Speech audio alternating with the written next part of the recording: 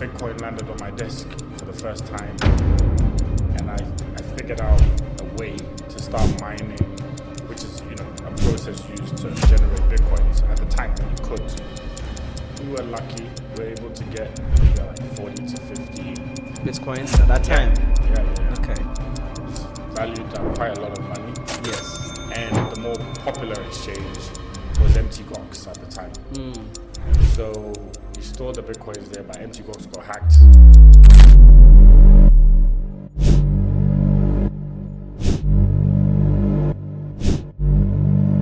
So we lost about $1 million. What? Bitcoin. Yeah. When you're in the diaspora, you say so many things about what Africa should be doing. You hear those conversations a lot. What people would like to see change in Africa. My thing is, come and do it. Don't be sitting in your comfortable environment and saying things should change in Africa and you're not coming to do it. Buy the ticket, take the plane, come over here, smell what the people are smelling, eat what the people are eating, experience what the people are experiencing, and then build from that place. Of course, Ghana has its challenges, but it's either you're coming to take all that it comes with, or you don't come. If you're not prepared to deal with power failure, sometimes Uber is 1 hour late. As I said, power goes off, the water may go off. If you can't deal with all those simple things, it's not a place for you. When you go to America or London, you don't say, oh, I'm moving. You stay with it. When you come to Africa, you don't want to stay with it. First thing is visit. Forget what anybody tells you. Take the advice for what it is, but come and visit. Don't come in Christmas. You hear stories of people to move into New York with nothing. Yeah. Literally a bag, homeless for months, and they make it. Hello guys, and welcome back again to another amazing episode, and this is the Diaspora Transition episode where we have dialogue with diaspora currently living here on the continent, or even people moving back and forth or transitioning into the continent. And today we do have here the CEO of Web3 Accra, and he goes by the name Del Titus Bawa. He also sits on board for Art Help, and as an NGO, also Analogic, which is an AI learning solution company. Listen, the list goes on. He's very knowledgeable about, IT stuff, technology and Web3, cryptocurrency. And I have 1,000 questions, to be honest. When I got to know cryptocurrency, I'm like, listen, I don't believe in this. I invested into it. I lost all my money. And today I'm lucky I have someone who have been in the crypto space for more than 11 years, if I'm not mistaken. So I have 1,000 questions for him. So without further ado, Del, welcome on the show. Thank you. People are watching you for the first time. They might not know who you are. Can you please briefly tell them who you are?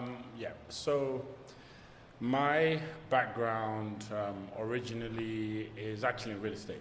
Real estate? Really? Yeah, background. And I transitioned into disruptive tech in 2012, 2013. And my first footsteps into tech was when I actually was a partner to an alternative investment firm. Say that again. An alternative investment firm in London. Where we are currently filming is called Jendu Place. Jendu is a co-working space located in East Legon, very close to American House.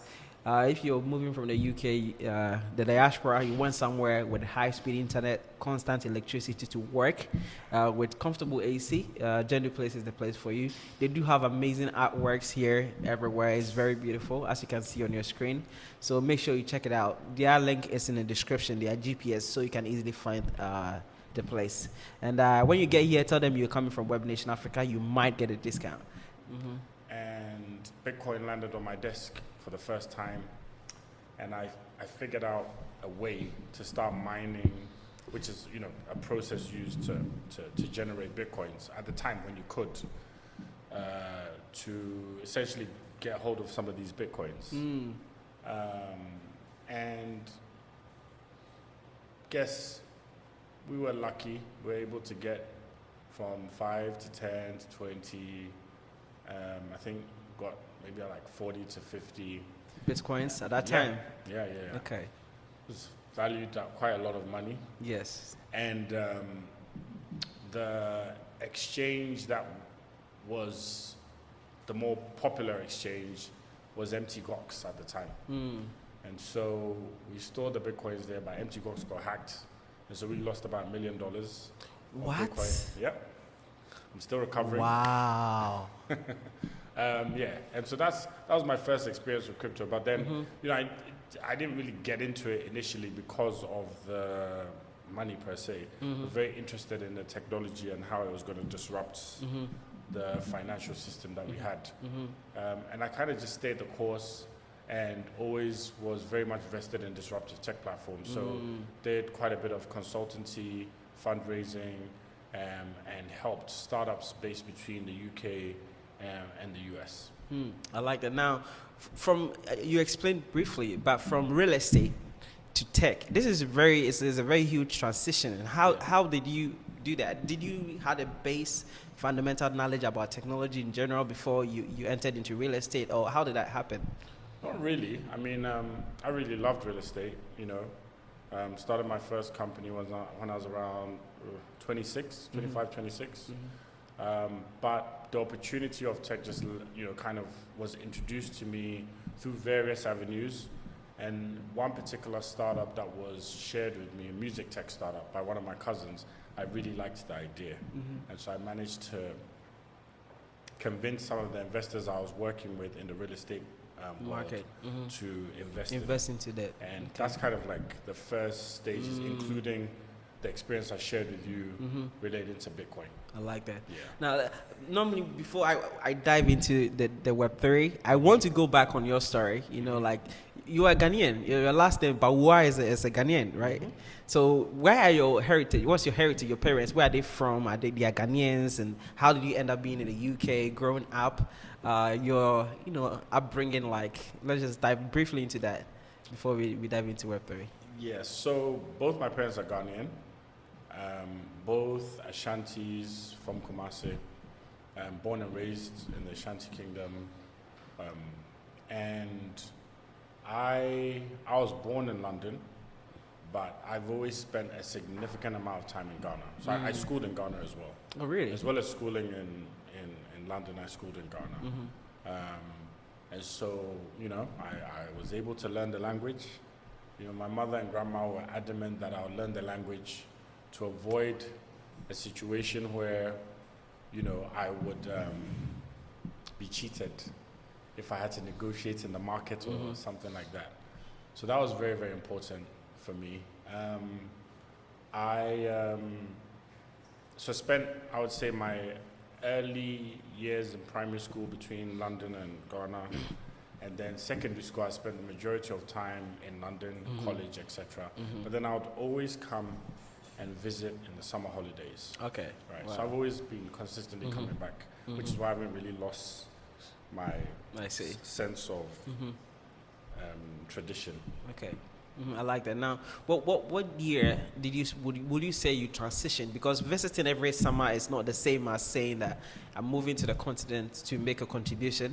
When did the idea of, you've been in real estate in the UK, you visit back and forth for every summer, you're still in touch with your culture. But when will you say you begin to look at Africa or Ghana to be like, okay, I think it's fertile for business, or I can just transition and do the same thing I'm doing in the UK? What point in time did you make that decision?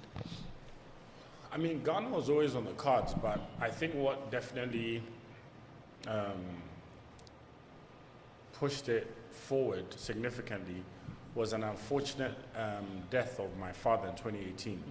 And so, you know what it's like as a firstborn, you have the responsibility to come back to bury your father.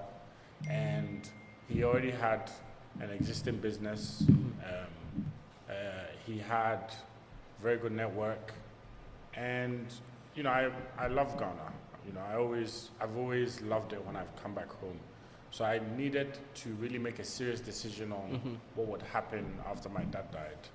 And what that looked like was to basically keep the family business going, and also seeing what the opportunities were in Ghana and in Africa, right?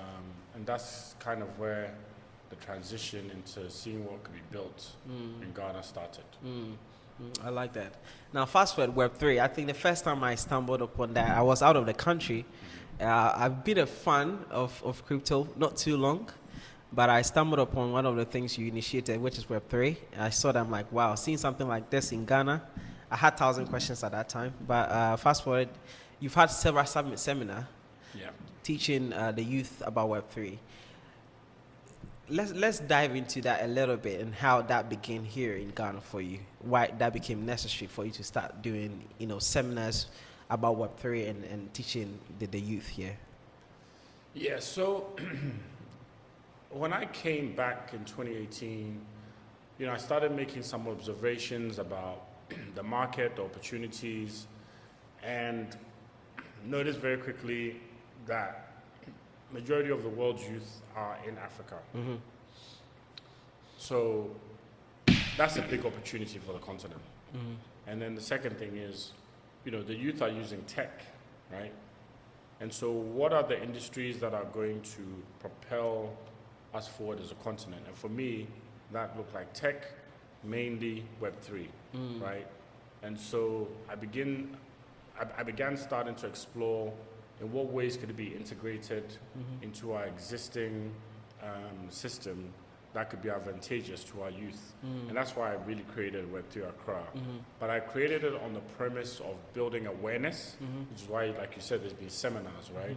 To try and preach the benefits of the industry of being part of Web3 and seeing how we can encourage international entities to come and partner with us on the ground and seeing what kind of talent we also have on the ground here.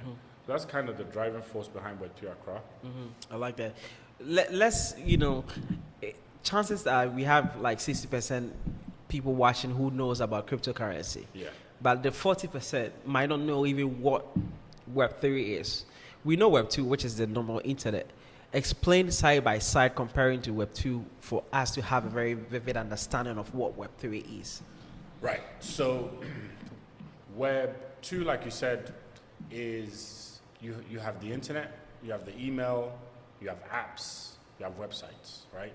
And Web3, in similar fashion, you have the blockchain, and as a consequence of the blockchain, you have crypto, you have NFTs, and then you have had the steadily emergence of AI, which is now fully established and here to stay. And then also you have gaming. So all these developing areas have come in a phase that has been coined as Web3. Yeah. I see. Gaming is not Web3. I mean, gaming has been here for decades. But I think in this period, the Web3 period, is where you're really beginning to see the commercial advantages of gaming. So I think that's probably why Web3 takes the, should I say, all the praise for it. But gaming's been around since I was 5, 10. But isn't Web2 enough? Is it not enough for us? Why do we need Web3? It's almost like saying, is the forms in which we travel or the ways in which we, exercise, is that enough, right? It needs to consistently evolve. And so for me, it's not so much about Web2 versus Web3, it's about evolving, making our society more efficient. Some of the systems that work should stay. Legacy systems, I'm not against legacy systems. I think legacy systems are here for good reasons. But I think that it's also important to ensure that we're consistently changing for the better. And that's how I see Web3. I see it adding value for the better, not necessarily to do away with Web2. I like it. What are some of the advantages you've observed so far using Web3? The transparency of the blockchain. There's some systems that really need to be scrutinized. And I think the transparency of the blockchain is speaking truth to power in the commercial industry.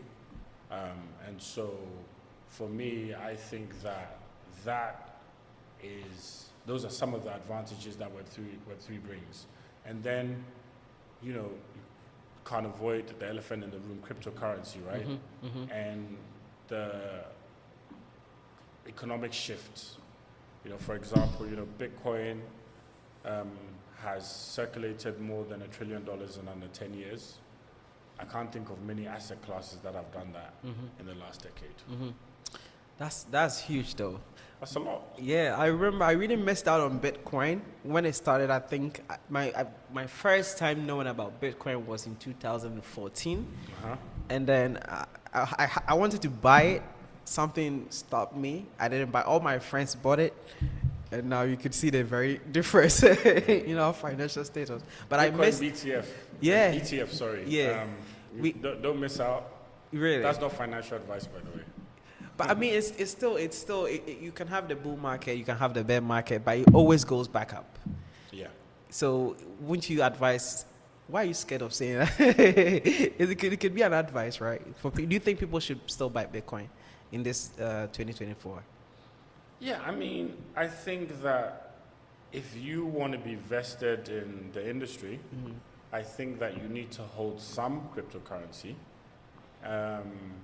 because how do you function in the current economic climate we have with no cash, right? So if you want to function in the Web3 economy, you want to hold some cryptocurrency.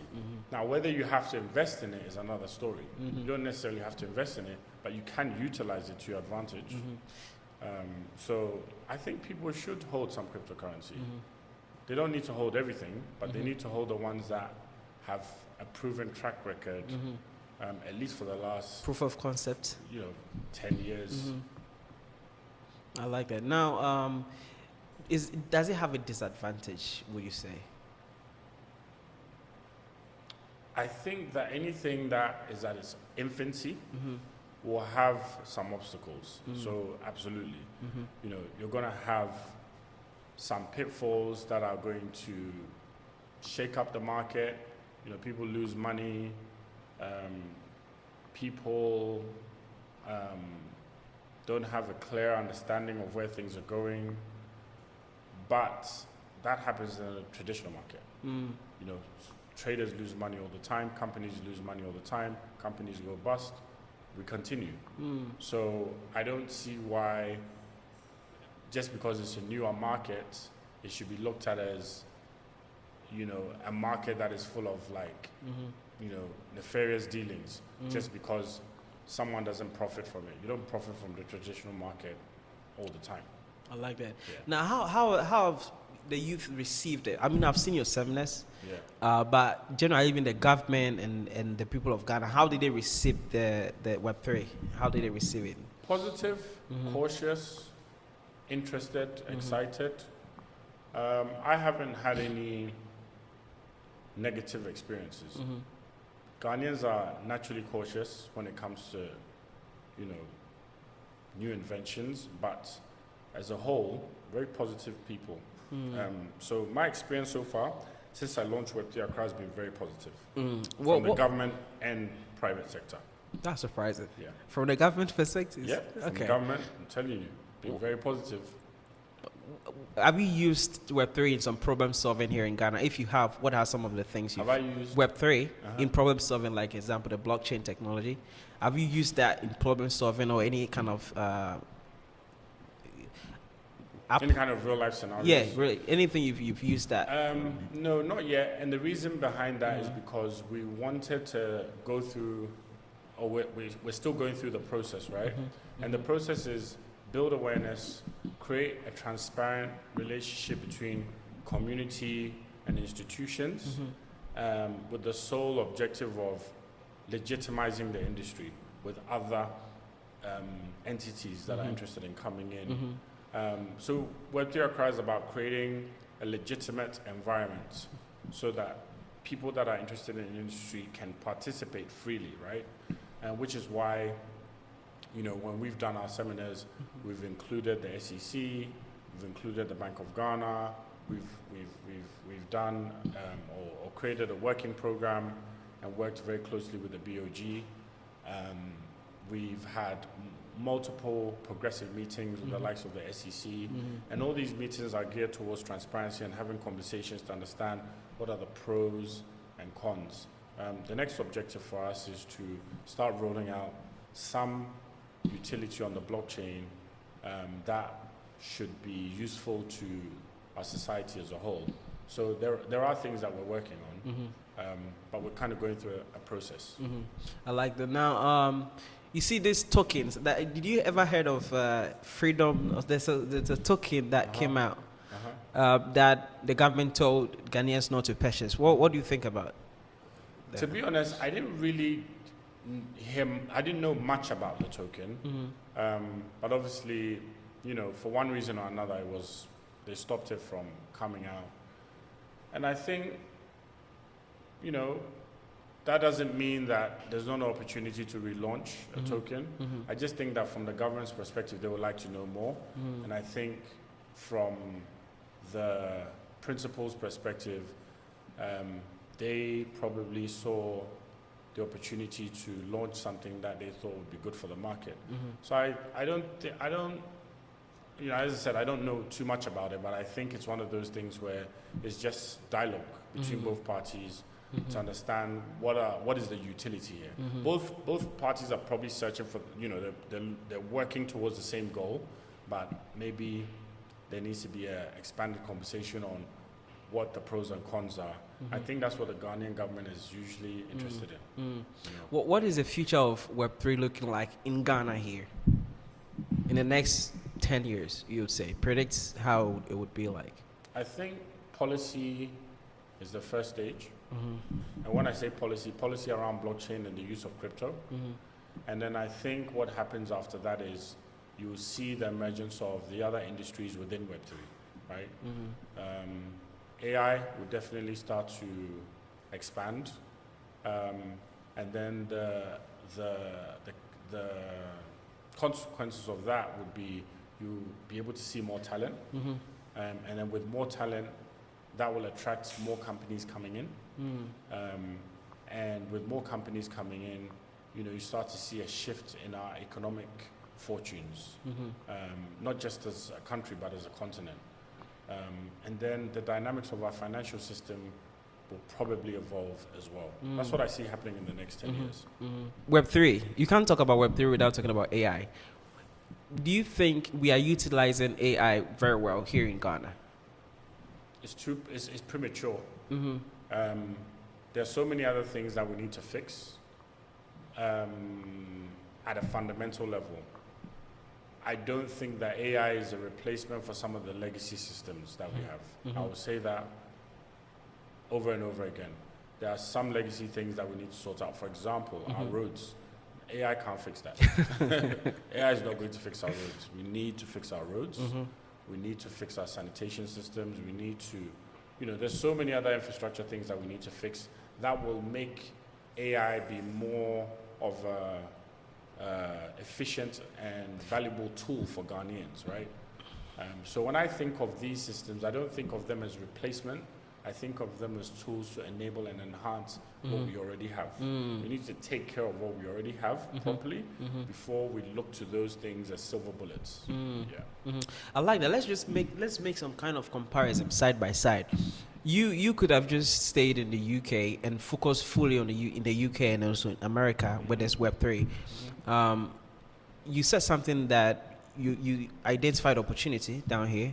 Compare side by side why you think you investing now and then focusing on Web3 in Ghana now has more potential or can bear more fruit moving forward compared to what you could have done in the US or the UK? I feel like, when you're in the diaspora, you say so many things about what Africa should be doing.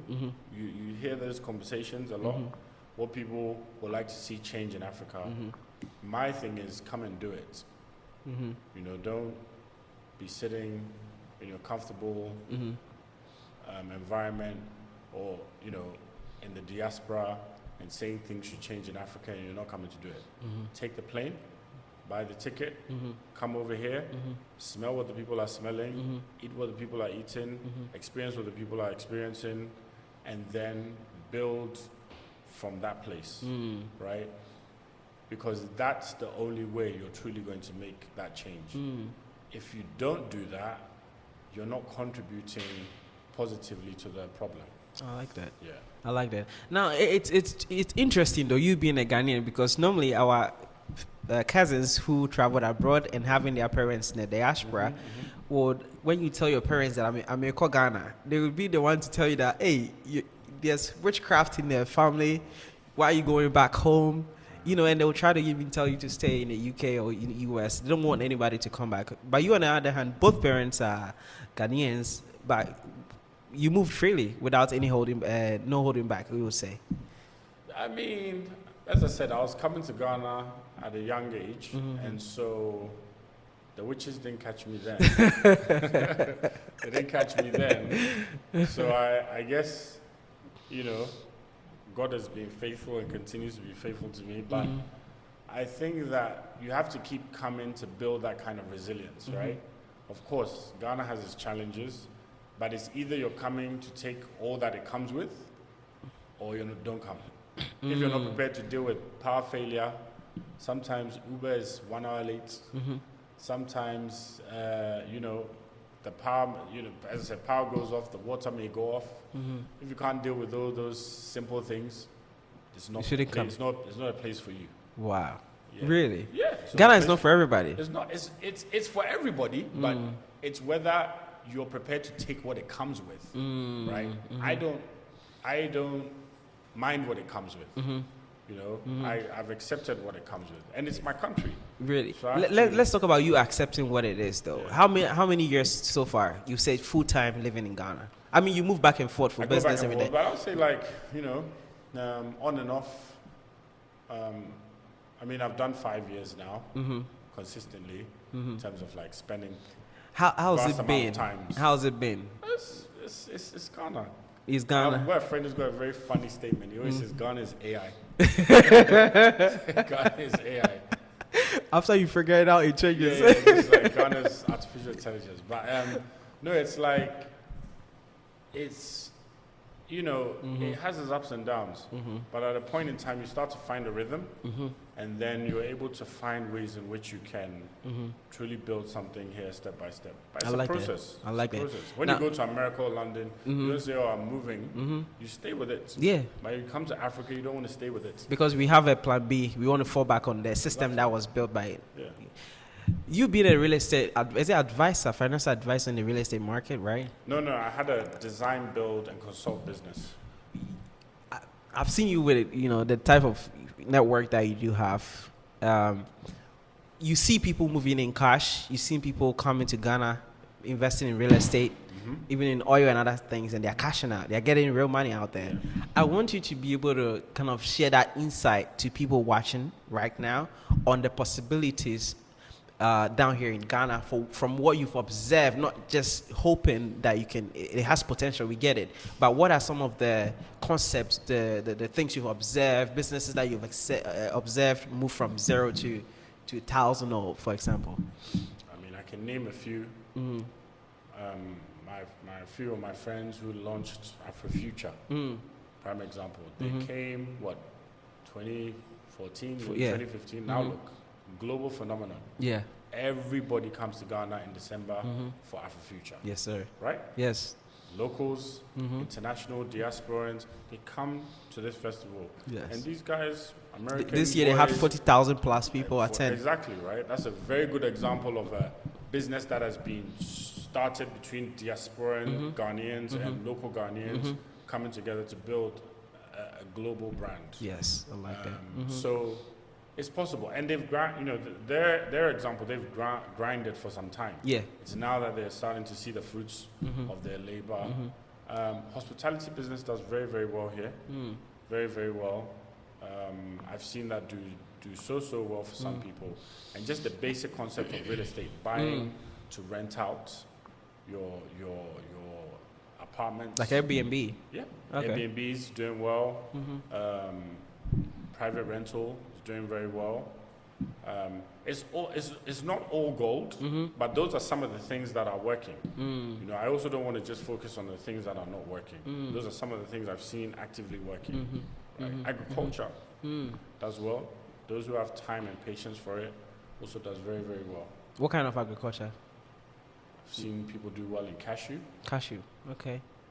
Cashew, doing well there. You know, there are some really, really good Yeah. sectors. I like that. Now, by using AI, I know you utilize it a lot. Would you say you can be able to predict the market and or how it's where it's gonna head towards in Ghana? What kind of market is gonna have most attention or most investment, and you can get your ROI back in 5 years. Have you by any chance used AI to analyze that? If yes, what market apart from what you've mentioned? I personally haven't used AI to form any analysis on where things can be with Africa. I'll be lying if I said I had. But I can say that there is a lot of untapped talent in terms of engineers and devs who can build the models and data sets that are needed for AI companies wishing to expand in the continent and looking for a certain kind of data from the continent. I would say that there's advantages in the workforce here.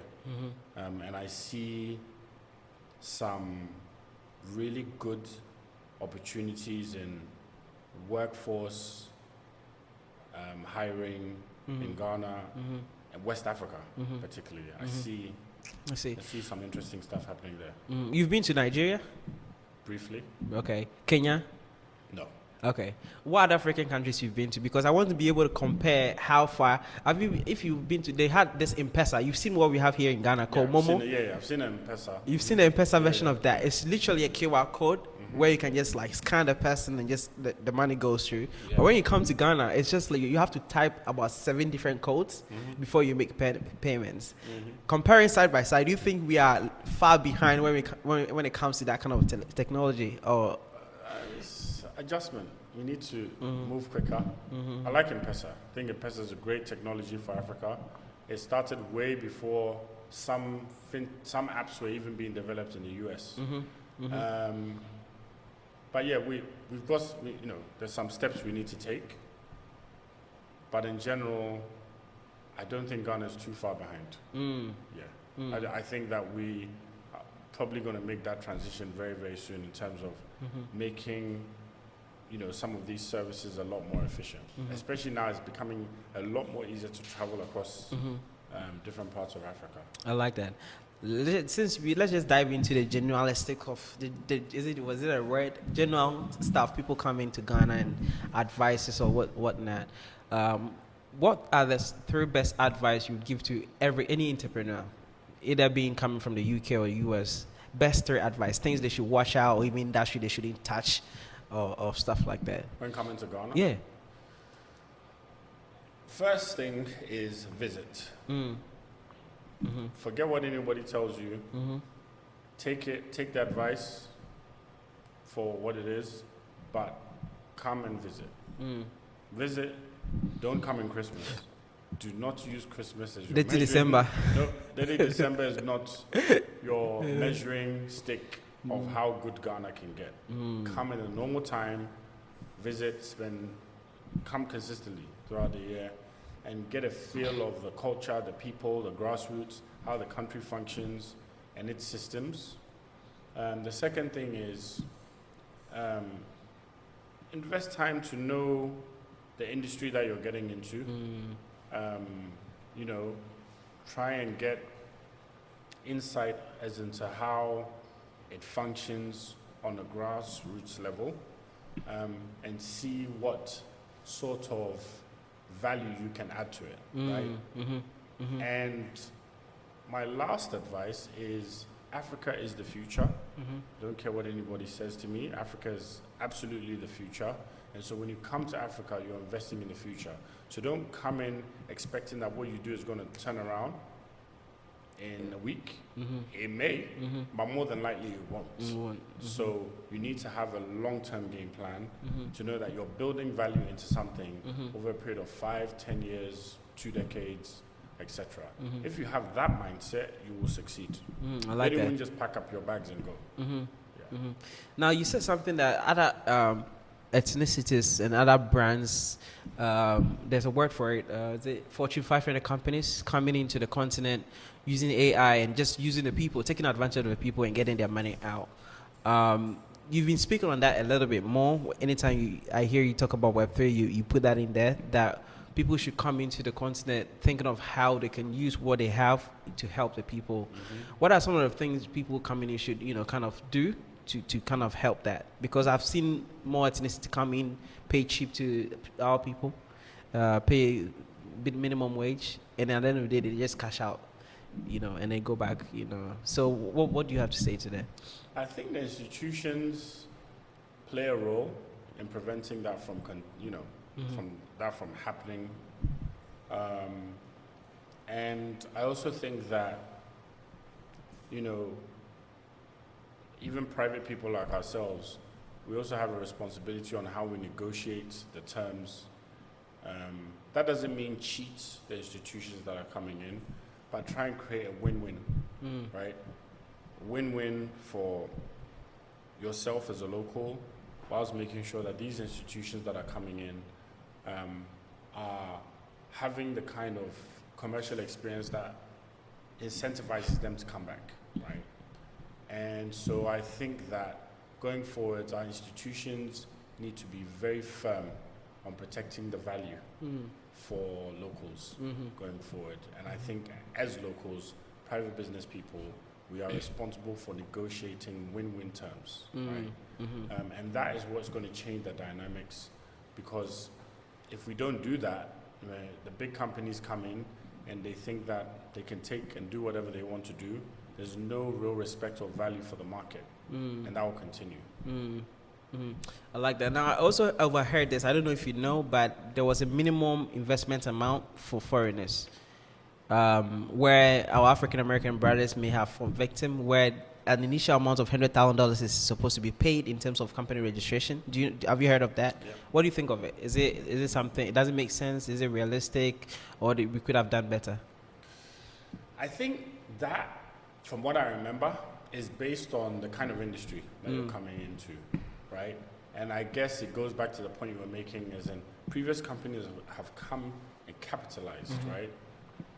I don't think that is valid for everyone. Not every African American or person from the diaspora who's coming in has that kind of capital, right? Neither do I think that the government has designed that to Push them out. push those people out. I don't feel that way. I just think there needs to be a little bit more clarity that if you don't have $100,000, what can you do, right?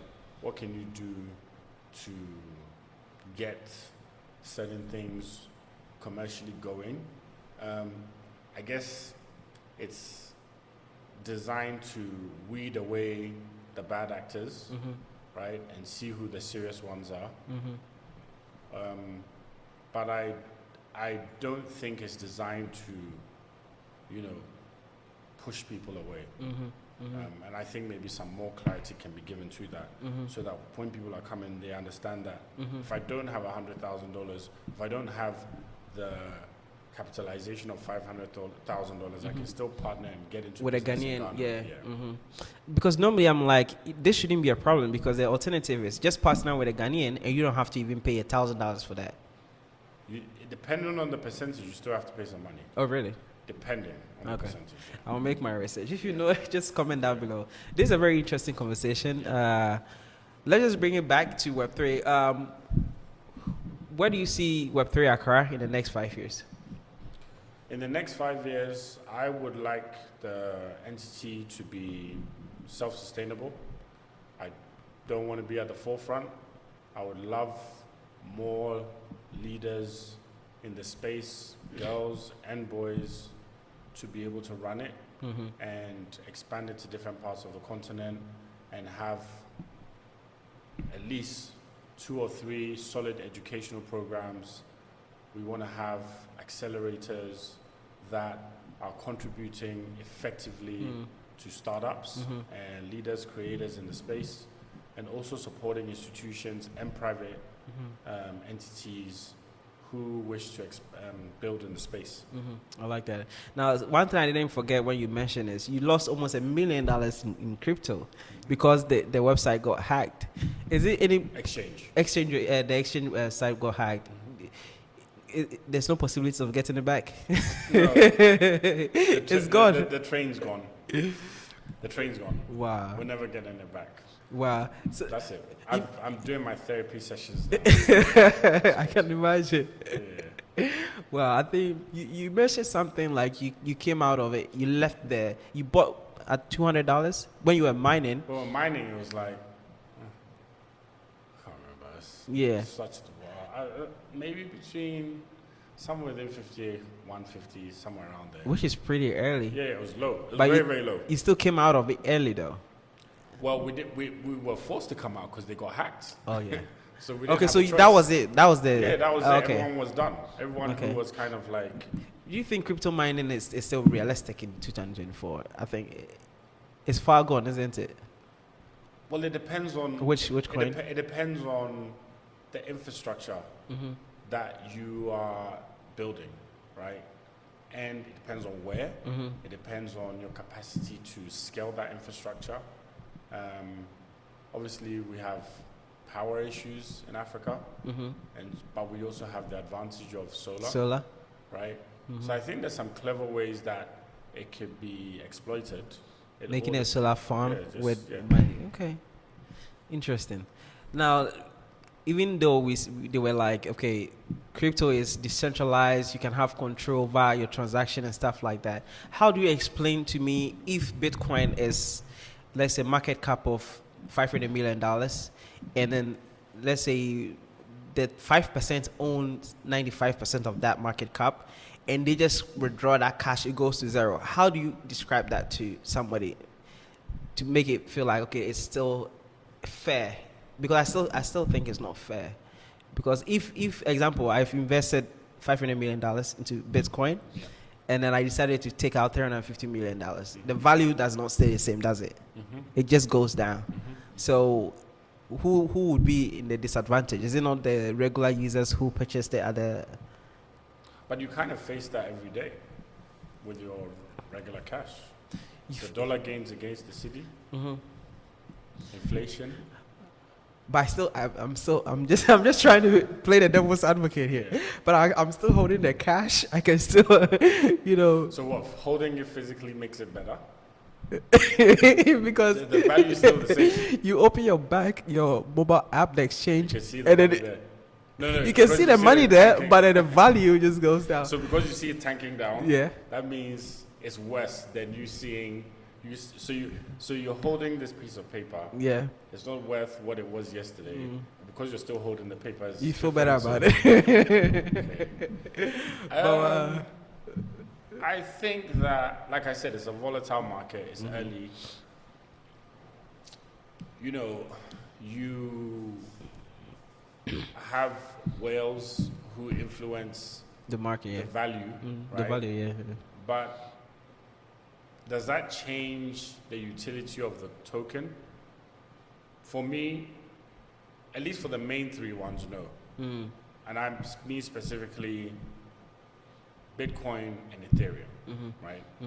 I think that those are here to stay. I don't only solid one. What about the exchange, Binance coins and stuff like that? No? I think the problem I have with Binance as a coin is the fact that its exposure to the exchange, in my opinion, and it's hackable. So I think there are a lot more simple tokens you can have access to. That's not throwing any shade on Binance. That's just my personal opinion. opinion. What other coins, apart from the two major ones, which is Ethereum and then Bitcoin, what about Cardano? Cardano and is it ADA? That's the Cardano, right? Yeah. What do you think about that? I personally don't invest enough in it to form an honest opinion, right? And I think if I say something about it now, I would be biased, right? But I think that it all comes down to one thing for me. It's like utility, right? You have to invest in utility. Explain that to people who don't understand. So when I say utility, is in that what does a platform, what does it do, right? what is its contribution to its community, right? And the whole blockchain crypto infrastructure. You know, what do you gain from this token in that sense, right? And I think that's very important, opposed to people chasing, you know, highs, right, curves. Because if you chase that, what that means is you are not investing the time to research, to understand the real value proposition that you're investing into. And I think that is most important. The utility, the value proposition is pivotal. That comes before everything else. Everything else is secondary. You need to have some different type of money to to be able to feel comfortable, be like, okay, I don't care when it goes down. Because really, if you put in like 50% of your liquidity that you have in your whole life, and it goes down, you can't feel it, right? Okay, well, let me put it this way. Do you believe in the next 20 years electric cars will be here to stay? Yes, 100%. Okay, right. So if you're buying stock in an electric car company, you know that you're investing in the future. Right. Whether it's Tesla, whether it's riveting, whether it's Mercedes, you know, the options are there, depending on what you're interested in. But as a whole, me and you can agree that electric cars are here to stay. Right. And so you can take a similar approach to I like that. blockchain, cryptocurrencies. That do you believe that as an industry, these asset classes within them are here to stay? And if they are, you pick the ones that you feel are going to last, and then you just stack up, and you build on that. You know, I like that momentum. That is very clear to me. I like that. Now, one thing that I heard is instead of with a Web 2, the data goes to the big tech companies like Google, and they have control over your data, and they can use it for whatever they want to use it for, sell it to advertisement companies and stuff like that. But with Web3, you have control over your data.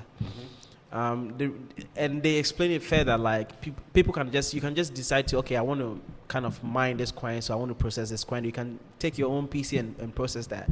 Does it make it safer that informations can be processed across 1,000 PCs somewhere else? How does that make it safer compared to a big tech farm company that is processing your data and using for? I think it's not just about safety, but more so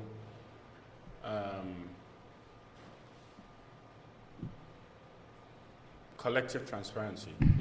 Okay. Right. You know, the big tech companies can have your information, but for you to access the information, it's near enough impossible, right? And so, does it mean that there's no risks in Web3? Absolutely, there's risks. Right. But there's the opportunity to have collective transparency is higher, and so that hopefully will, you know, that will scale down the risks on certain elements. But of course, this will come with its own problems. You know? I like that. Yeah. Now, before I let you go, what do you think of crypto trading? Trading Bitcoin on a day-to-day basis. Is it something that someone can actually do for a living? Is it something some people can consider doing for a living, or Absolutely. It's not? Absolutely, but you have to be very clear. Is that it's not the casino.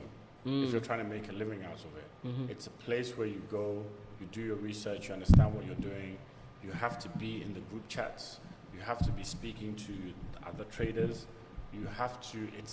You have to invest the kind of time that is going to allow you to be effective at it, right? But if you're going into it like Las Vegas and you're hoping to put a coin in and get 10,000 coins back, it's not going to work. That's how you end up losing your money. And some people are just not for betting, right? They're not interested in betting. Most people will probably want to invest their money, but if you want to go down the route of trading, my advice would not be to go down it with the view that, you know, you are going to be taking calculated risks. But it's a job. I like that. Yeah. I want to touch on forex a little bit compared to crypto. What is the difference? Because forex, if it goes up, you can make money. If it goes down, you can make money, right? With forex. But the utilities are different. You know, Okay. what drives forex values is very different to what drives most of the values in crypto, right? And so, you know, Bitcoin is now in a different space where what's happening in the general markets is affecting its value. But in general, I would say that the things that drive, you know, for example, the US dollar and it being pegged to oil is very different to what is driving the value of Ethereum. And you have to know the difference, right? And being able to understand what those drivers are, so that when you're making a decision on what you're putting your money into, you know what's driving the value.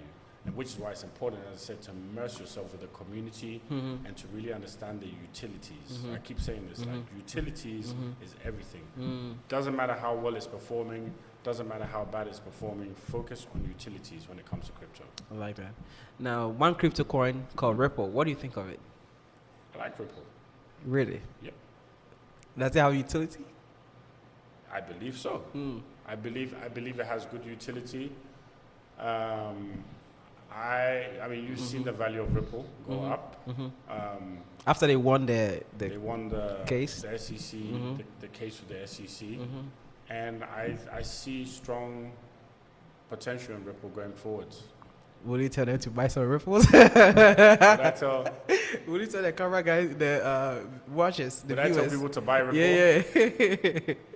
Buy Ripple at your own expense or your own risk. Yeah, I like that. Yeah, take what it comes with. But I've bought Ripple. You know, I've had experiences with Ripple. Good ones. I like that. Good ones. I like that. Before I let you go, this is the last one, okay? How much money do you think is enough for people to take up and come to the continent to embark on any kind of journey they want? Either being retirement, either being starting a small business, and so forth. That's a broad question because everyone's living expenses are different.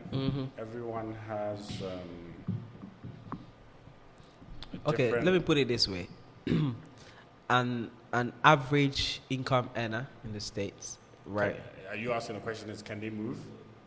Yeah, how much would it be enough for them to come and try and error in any type of business? You know, setting up, for example, there's some boba shops around town that people move back, set it up with like $15,000-$20,000, and more likely would make an ROI in 2-3 years. How much money do, like, you know, in comparison, is enough for somebody to start up something small, or, you know, and still live in it like everybody else, 2-bedroom apartment with a washroom, not spending crazy amounts at 5-star, you know, restaurants and stuff like that. The basic. Look, it's still hard. You need. If you have some money, it's good. Yeah, you have a soft landing, but the reality is you could come and lose your money. Then what? That's true. So you need a will. You need the will to come here, right? And like I said, you hear stories of people to move into New York with nothing. Yeah. Literally a bag, homeless for months, and they make it. So I feel like it's about time we started looking at Africa as a place of opportunity and dreams where you can come, and if you have the will, you can make it happen. And so I feel like putting money as a way of trying to determine whether someone can live here or not is irrelevant, because you can bring all the money and you lose everything. Doesn't And matter. actually, I've had many stories that people lost their money. I had friends who came with $1 million. About 300 to 400,000 is stuck in land cases. Bought some land, $100,000 is in court. That's what I'm saying. Spend $200,000 on a house, which you're not getting anything back because it's your house. So by the time they realize, it's like, $1 million is gone. Yeah. So that makes more sense. So yeah, we are almost at the end of the conversation. If you do have a final message for the people watching, what would that message be? Africa is the future. That's my message. Africa is the future. All right, guys. Thank you so much for watching. This has been an amazing conversation with Del Titus. So if you like it, share to friends and family so they can enjoy it too. Comment down below what you like about this episode. And thank you so much for watching. So without further ado, all right, let's say bye-bye to them. All right. Thank Peace. you.